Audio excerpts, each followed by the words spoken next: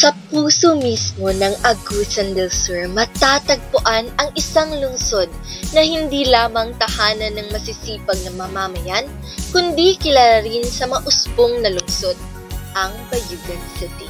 Ang Bayugan ay kilala bilang cut flower capital ng Agusan del Sur dahil sa kanyang pag-unlad ng mga cut flowers. Halina't ating tuklasin ang isang namumulaklak na kanlungan na nag-aalok ng kakaibang timpla ng kalikasan, agrikultura, edukasyon, kaligtasan at kalusugan na may malalim na layuning umunlad.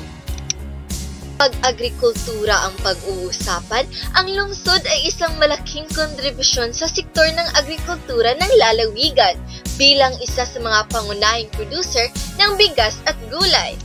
Kung edukasyon naman, bida rin ang Bayugan dahil sa magagandang paaralan sa syudad. Kamakailan lamang nakagawa ang Bayugan ng paaralang kolehiyo na tinatawag na City College of Bayugan City. Pasyalan ba ang hanap mo? Meron din kami niyan. Isa na ang rotonda sa napakalaking pasyalan sa Bayugan. Kung mahilig ka naman sa mga yamang tubig na galaan, hindi magpapahuli ang Bayugan dahil may mga tourist spot din sila.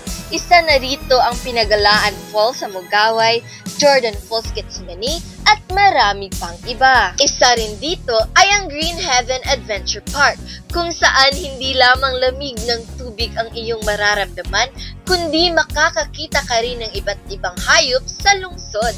Ay, nakakapagod ba ngayong araw?